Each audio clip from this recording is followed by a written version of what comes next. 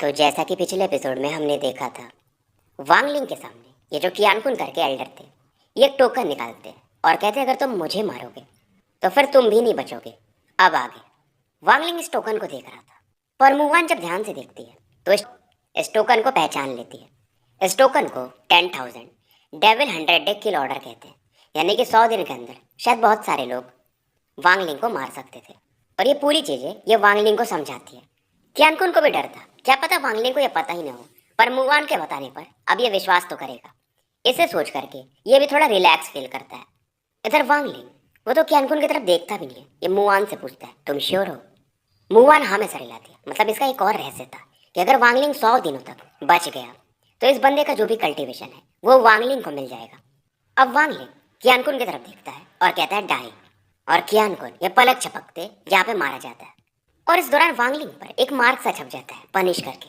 Wangling Qiankun की body लेता है, वांगलिंग को पकड़ता है और यहाँ से निकल जाता है। वांगलिंग यहाँ से जा रहा था और दो बंदे जो इससे पहले मिले थे, मूनान और मूबाई, ये उनकी तरफ देखता है और कहता है कि क्या तुम्हारे सेक्ट में कोई नासेंट लेवल का कल्टीवेटर है?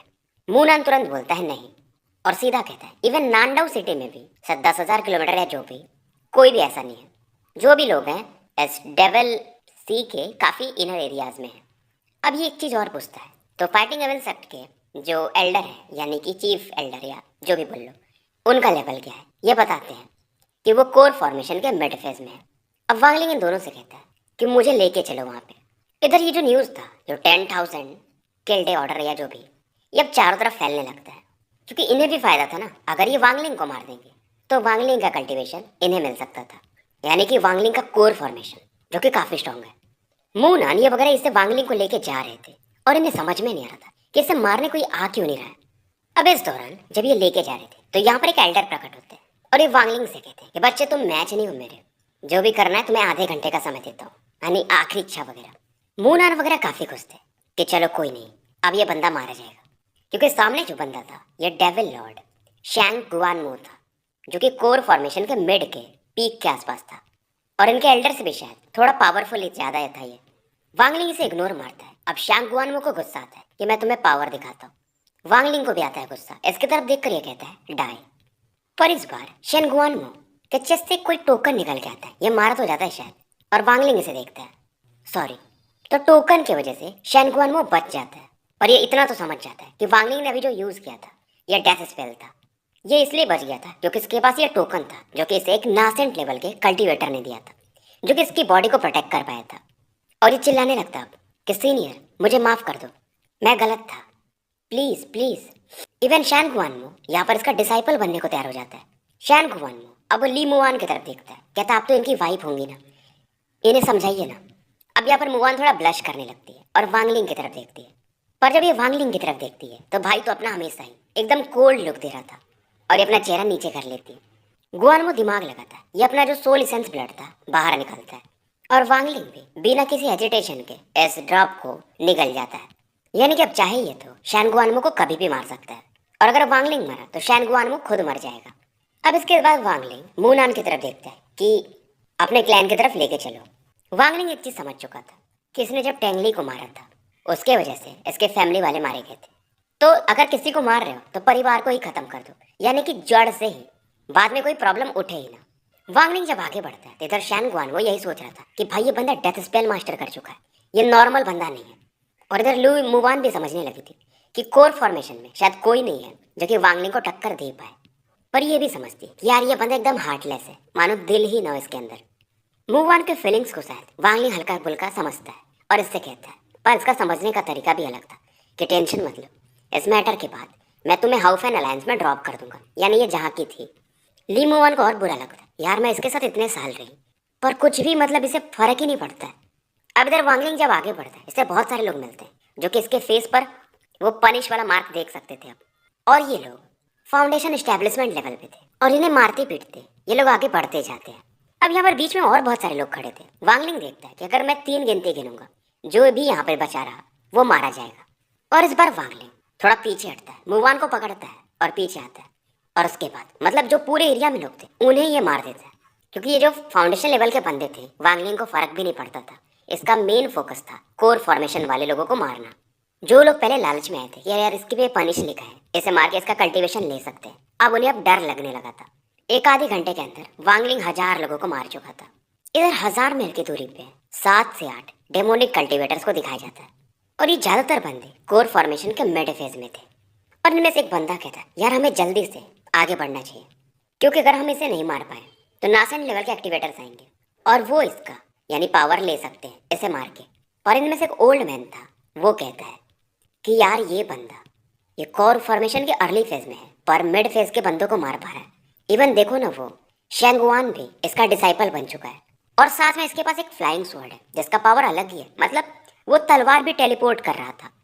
यानी वो तलवार नासेंट लेवल का ट्रेजर होगा या फिर उससे भी ऊपर सोल फॉर्मेशन लेवल का। पर इनमें से एक दो लोग ऐसे थे जो कि बोलते यार अगर मेरा कल्टीवेशन 10 साल में बढ़ा नहीं तो मैं वैसे भी मारा जाऊंगा, तो इससे अच्छा मैं ट्राई तो करूंगा। अब वांगलिंग के पास जो इसका ड्रैगन टेंडन था इसमें वो डेविल को रखता था और डेविल से कहता है कि आज से तुम जितना चाहो डिवोर कर सकते हो, यानी इन लोगों का सोल वगैरह जो भी। अब इजरन मूव वन इस डेविल को देखती है और ये भी थोड़ा डर जाती है।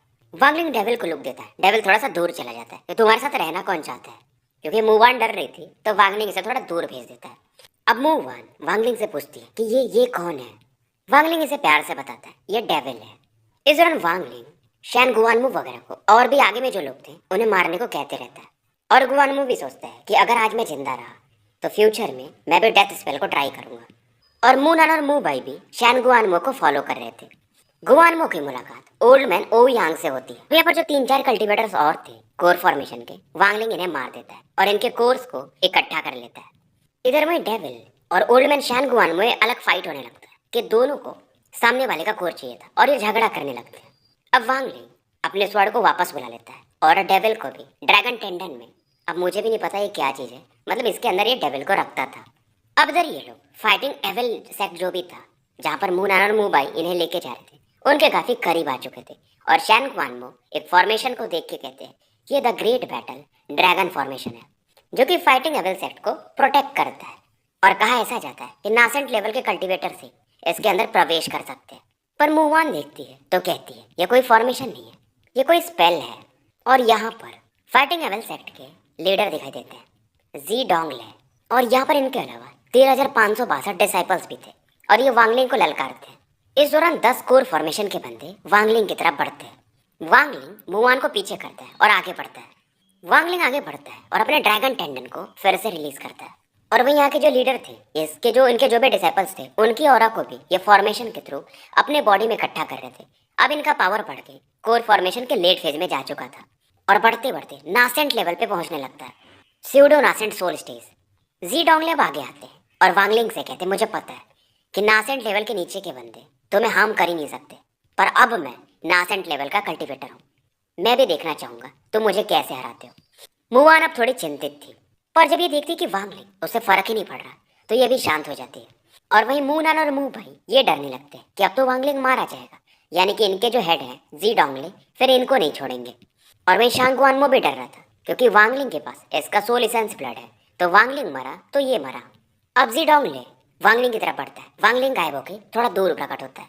डोंगले को समझ में नहीं आता है कि वांगलिंग करना क्या चाहता है, और थोड़ी देर बाद सोचने के बाद वांगलिंग कहता है मैं फाइट नहीं करूंगा।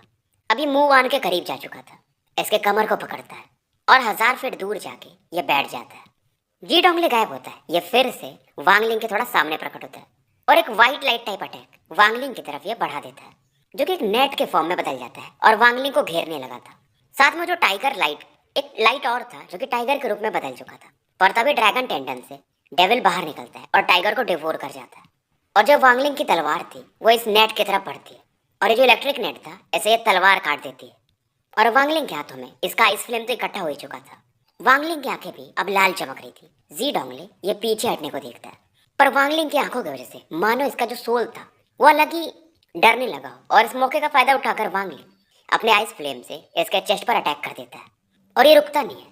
इधर जी डोंगले ये पीछे हटता है और कई सारे पिल्स खाने लगता है और फाइनली ये जो आइस फ्लेम का पावर था इस अपनी बॉडी से बाहर निकल पाता है। जी डोंगले इस दौरान वांगलिंग से कहता है तुम्हें पता कैसे चला? वांगलिंग सीधा कहता है मैंने कुछ फील नहीं किया, बस एक ही चीज़ है कि अगर मैं तुम्हारे 300 फीट करीब हूँ तो तुम्हारी ऑरा अलग होती है, 500 फीट दूर हूँ तो तुम्हारी ऑरा अलग होती है, और 1000 फीट तुम्हारी ऑरा और नीचे गिर जाती है। यानी कि जो फॉर्मेशन या जो भी है इसका, ये ड्रैगन फॉर्मेशन, ये उसके जितना करीब रहेगा, इसकी ऑरा उतनी जल्दी रिकवर होगी। तो इस फॉर्मेशन में यही सबसे बड़ा फ्लॉ है जो कि वांग लिंग एक नज़र में पहचान चुका था। और बड़ी बात ये थी कि ये फॉर्मेशन 2 घंटे से ज़्यादा टिक भी नहीं पाएगा और 1 घंटे के आसपास तो निकल भी चुका था। वांग लिंग इस दौरान मुवान को पकड़ता है और 1000 फीट यानी कि 100 फीट और पीछे हट जाता है, तो टोटल 1000 फीट। जी डोंगले समझ जाता है, ये हार मान लेता है और कहता है कि जो भी तुम कहोगे वो मानेंगे। और उसके बाद ये कुछ टोकन सा बढ़ाता है वांगलिंग की तरफ। वांगलिंग देखता है, ये मुवान को थोड़ा सा पीछे फेंकता है। टोकन जो था एक तलवार में बदल जाता है और इस तलवार का स्पीड वांगलिंग के ही टेलीपोर्टेशन जो स्वॉर्ड है उसके बराबर ही माना जा सकता है। और वांगलिंग के पास समय नहीं था कि इसे रोक पाए। तलवार आकर इसके चेस्ट से टकराती है। हालांकि क्योंकि इसने एक ड्रैगन आर्मर पहना था तो इस बार ये बच जाता है। उसमें से ब्लैक फ्लेम भी बाहर निकलता है पर इसका आर्मर इसे संभाल लेता है। जी डोंगली निराश हो जाता है क्योंकि ये इसका सबसे बड़ा ट्रम्प कार्ड था। इधर वांगलिंग एक कोल्ड लुक देता है जी डोंगले को, और क्योंकि उसकी ऑरा फिर से कोर फॉर्मेशन पे थी तो इस बार वो मारा जाता है। अब क्योंकि जी डोंगले मर चुका था तो सबसे ज्यादा अगर कोई खुश था तो वो थे मुंह नाना और मुंह बाई। और ये तुरंत ही वांगलिंग को कांग्रेचुलेट करते हैं सेक्ट हेड बोल करके। शैन गुआनमो भी आ जाते हैं और वांगलिंग को ग्रीट करते हैं। और फाइटिंग एवल सेक्ट के जो भी लोग थे ये वांगलिंग को ग्रीट करते हैं। और वांगलिंग इस दौरान टेंग हुआ वान को याद करता है कि चाहे मैं इमॉर्टल बनूं या डेविल बनूं तो मैं मार के तो मैं रहूंगा ही। मैं डेमन किंग भी कहलाया तो भी मुझे चलता है। अब वांगलिंग इस दौरान शांग गुआनमो की तरफ देखता है और कहता है कि आज से तुम यहाँ के सेक्ट लीडर। गुआनमो कुछ बोलने वाला था पर वांगलिंग की तरफ जब देखता है तो ये शांत हो जाता है। और वांगलिंग इस दौरान गुआनमो से कहता है कि एक रूम देखो जहाँ पे मैं कल्टीवेट कर सकूँ। और मुवान को लेकर ये फाइटिंग एवल सेक्ट के अंदर एंटर कर जाता है। अब यहाँ पर आने के बाद वांगलिंग मुवान से कहता है कि जैसे मेरा ये कल्टीवेशन फिनिश होगा मैं तुम्हें तुम्हारे घर पे छोड़ दूंगा। मुवान भी इसे थैंक्स बोलती। अब इस दौरान वांगलिंग को कुछ पुरानी बातें याद आती क्योंकि घर पे इसकी माँ इसे टाइजू बुलाती थी कि तुम भी बड़े हो गए हो, तुम्हारी शादी की उम्र हो गई। और इसकी माँ चाहती थी कि वांगलिंग के जैसा ही कोई इमॉर्टल कल्टीवेटर हो जो इसकी वाइफ बने। इस दौरान इसकी आंखों में खून के आंसू निकल रहे थे पुराने दिनों को याद करके। इमोशंस को ये शांत करता है और फिलहाल कल्टीवेशन में लग जाता है और सीधा ये अपने हेवन डिफाइंग बीड के अंदर एंटर कर जाता है। अब क्योंकि इसका सोल एसेंस भी यहाँ से गायब हो गया तो शान गुआनमो यहाँ पे फील कर सकता था कि मानो वांगलिंग है ही नहीं। इधर हेवन डिफाइंग बीड के अंदर सीटू नान का जो नासेंट सोल था वो अभी भी उड़ रहा था, आंखें इसकी बंद थी और स्पिरिचुअल एनर्जी इसकी शायद रिकवर हुई थी। पर इसके ऑरा के अंदर में 2 और फेंट लाइट्स थे। ये थे वांगलिंग के मम्मी पापा के सोल। और ये इनसे आके कहता है कि मैं आपके लिए बहुत लाऊंगा पर अभी सही समय नहीं है। और वांगलिंग इस दौरान सेटू नान को एक रेस्पेक्ट की नज़र से देखता है और कहता है सेटू मैं कोर फॉर्मेशन पे पहुंच गया हूँ, जल्द ही मैं नासेंट लेवल पे पहुंचूंगा, उसके बाद सोल फॉर्मेशन लेवल पे, उसके बाद मैं तुम्हें यहाँ से बाहर निकाल पाऊंगा और तुम्हारे लिए एक बॉडी भी बनाऊंगा। ये मेरा तुमसे प्रॉमिस है। इधर शैन गुआनमो ये सोच रहा था कि ये वांगलिंग कौन सा टेक्निक यूज कर रहा है कि इसका कुछ पता ही नहीं चल रहा है।